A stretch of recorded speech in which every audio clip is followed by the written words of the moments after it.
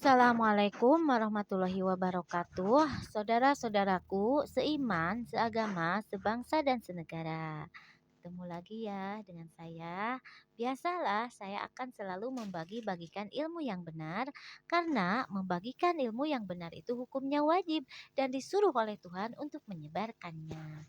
Dan sekarang saya akan membahas tentang sholat 5 waktu sebagai rukun Islam yang kedua ya. Kita sebagai umat Islam wajib tahu rukun Islam yang kedua yaitu melaksanakan sholat 5 waktu dan waktu-waktunya jam berapa dan rokaat-rokaatnya ada berapa dan kenapa Tuhan memberi waktu itu dan kenapa Tuhan memberi rokaat-rokaatnya seperti itu. Kita harus tahu ya dan saya akan memberitahu kepada Anda semua. Sholat 5 waktu yaitu zuhur, asar, maghrib, isya, subuh. Dan zuhur ada 4 rakaat, asar 4 rakaat, maghrib 3 rakaat, isya 4 rakaat dan subuh 2 rakaat. Dan itu wajib dilaksanakan oleh semua umat Islam yang sudah baligh. Dan baliknya perempuan 13 tahun, baliknya lelaki 17 tahun itu sudah wajib melaksanakan. Tetapi kalau di bawah 13 dan di bawah 17 tahun lelaki itu dididik supaya kalau sudah manjing wajib sudah terbiasa. Jadi kalau 7 tahun, 8 tahun perempuan lelaki itu didikan ya.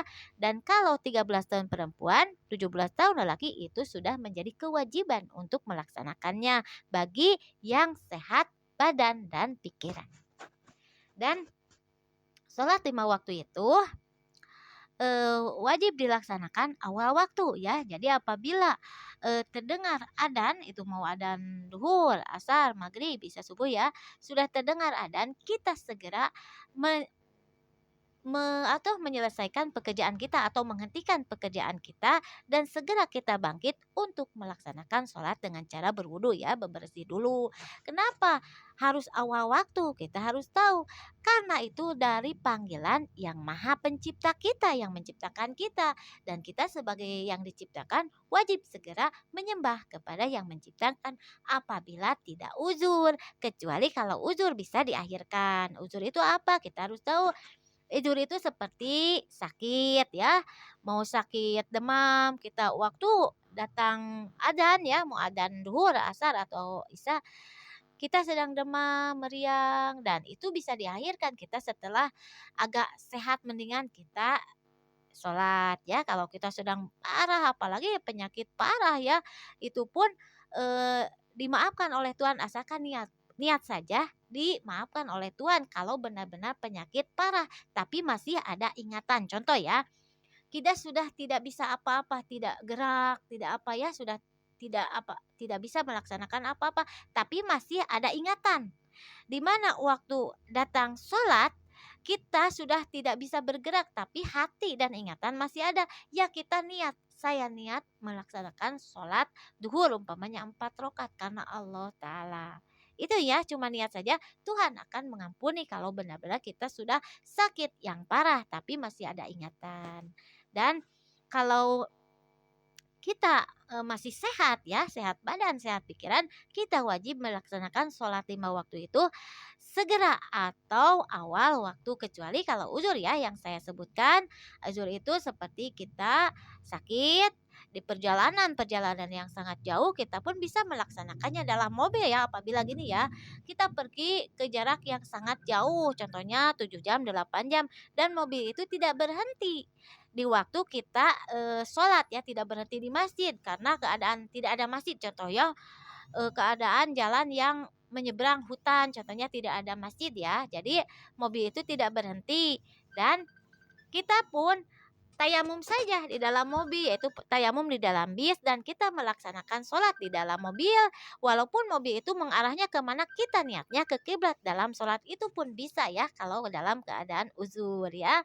Dan sedang sibuk dalam hajatan contohnya kita sedang pengantin ya, kita sedang dirias menjadi pengantin di waktu jam 12 ya contohnya keadaan kita sedang sakral atau suci, sedang melaksanakan akad nikah ya, datang waktu azan. Itu pun kita bisa mengakhirkan karena itu dalam keadaan uzur atau darurat. Dan dalam keadaan musibah atau bahaya, contohnya di tetangga kita ada yang kebakaran yang sangat hebat atau ada yang kecelakaan di saat mau sholat, itu pun kita bisa mengakhirkan karena itu namanya uzur atau darurat ya. Tetapi kalau kita sedang tidak uzur, kita wajib melaksanakan sholat itu awal waktu karena itu panggilan yang menciptakan kita untuk segera kita menyembah kepada yang menciptakan.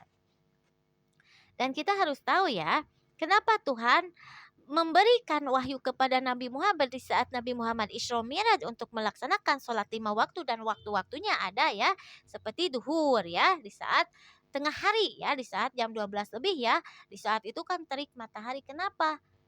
Ya, kita harus tahu. Jadi di saat terik matahari kira-kira jam 12 lebih, di saat azan duhur, di saat itu juga matahari sedang memberikan energi kesehatan kepada manusia. Jadi kalau kita segera bangkit, menghentikan aktivitas dan segera kita berwudu atau bersuci untuk menyembah kepada Sang Pencipta, jadi di sana ada energi kesehatan. Begitu juga dengan asar, maghrib, isya, dan subuh di saat itu awal waktu itu ada energi kesehatan untuk tubuh manusia ya. Dan kenapa Tuhan memberikan rokaat-rokaatnya yaitu zuhur ada 4 rokaat. Kita harus tahu ya, kenapa Tuhan memberikan zuhur itu 4 rokaat. Dan saya kasih tahu, karena mazhab manusia ada 4. Apa itu mazhab? Kita harus tahu. Mazhab itu yaitu depan kita, di pinggir kita, dan di belakang kita. Itu namanya mazhab yang disebut barat, selatan, timur, dan utara. Itu namanya mazhab semua manusia, yaitu mazhab itu barat, selatan, timur, dan utara. Itu nama mazhab dan Tuhan pun memberikan waktu-waktu sholat itu ada duhur 4 rakaat karena mazhab kita atau semua manusia ada 4 yaitu barat, selatan, timur, dan utara. Dan kenapa sholat asar 4 rakaat? Kita harus tahu ya. Karena Tuhan menurunkan 4 kitab suci kepada Rasul yang 4, yaitu 4 kitab suci itu pedoman hidup semua manusia. Jadi manusia yang ada di alam dunia ini pedomannya ada 4. Ada yang menganut Toret, ada yang menganut Jabur, ada yang menganut Injil, dan ada yang menganut Quran. Jadi 4 rakaat sholat asar yaitu maknanya yaitu Tuhan menurunkan 4 kitab suci yaitu Toret, Jabur, Injil, dan Quran. Dan kenapa sholat maghrib ada 3 rakaat? Kita harus tahu istilahnya ya. 3 rakaat itu apa? Saya kasih tahu. Karena sifat semua manusia ada 3.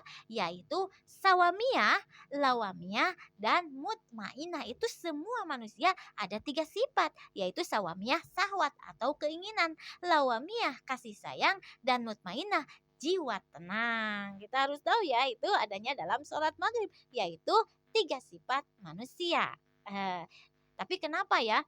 Manusia itu ada yang jahat, ada yang membunuh, ada yang merampok, dan sebagainya. Karena syahwatnya tidak tahu jalan kebenaran, maka dimasuki oleh syaitonia dan akan menjadi nafsu amarah. Dan sifat lawamiyah atau kasih sayang apalagi mutmainah jiwa tenang tidak akan ada kalau manusia itu tidak tahu jalan kebenaran dari Tuhan. Tetapi kalau manusia tersebut tahu jalan kebenaran dari Tuhan, maka syahwatnya akan terkendali dan sawamiyah kasih sayang akan ada, mutmainah jiwa tenang pun akan ada. Tetapi tetap manusia diberikan oleh Tuhan 3 sifat, sawamiyah, lawamiyah, mutmainah, yaitu adanya dalam sholat maghrib 3 rakaat. Dan kenapa sholat isya 4 rakaat? Kita harus tahu ya. Karena Tuhan Sang Pencipta memberikan ilmu-ilmu atau kitab suci hanya kepada 4 manusia yang ia pilih, yaitu yang disebut Rasul ya. Jadi Rasul itu manusia, tapi manusia pilihan yang diberi ilmu-ilmu dari Tuhan jalan kebenaran untuk menjadi pedoman manusia yang lainnya, yaitu menjadi pemimpin yang disebut rasul. Dan rasul ada 4, yaitu Nabi Musa yang menerima Taurat, Nabi Daud yang menerima Zabur, Nabi Isa yang menerima Injil, dan Nabi Muhammad yang menerima kitab Quran. Ya, jadi kita harus tahu empat sholat Isya itu ada 4 itu, yaitu Tuhan menurunkan 4 kitab suci kepada manusia pilihan yang disebut Rasul, yaitu Nabi Musa, Nabi Daud, Nabi Isa, dan Nabi Muhammad. Dan kenapa sholat subuh ada 2 rakaat? Kita harus tahu ya, kenapa sholat subuh 2 rakaat. Dan saya kasih tahu, karena Tuhan menurunkan 4 kitab suci hanya kepada Rasul. Jadi kita manusia ini pedoman hidupnya yaitu dari Rasul, Rasul dari Tuhan. Jadi 2 ya, Tuhan dan Rasul yang kita yang kita sebagai pemimpin kita, dan kita sebagai umat muslim, pemimpin kita itu Nabi Muhammad. Nabi Muhammad dari Tuhan Sang Pencipta. Begitu juga umat Yahudi, pemimpinnya Nabi Musa. Nabi Musa dari Tuhan Sang Pencipta. Begitu juga umat Yahudi yang kedua, pemimpinnya Nabi Daud. Nabi Daud dari Tuhan Sang Pencipta. Umat Nasrani pemimpinnya Nabi Isa. Nabi Isa dari Tuhan Sang Pencipta. Jadi 2 ya, yaitu Tuhan dan Rasul pilihan. Itulah ya maknanya sholat 5 waktu, dan kenapa waktunya dan rokaat-rokaatnya saya sudah kasih tahu ya. Semoga bermanfaat khususnya bagi saya, umumnya bagi Anda. Sekian, Assalamualaikum warahmatullahi wabarakatuh. Betul. Terima kasih untuk pencerahannya. Satu.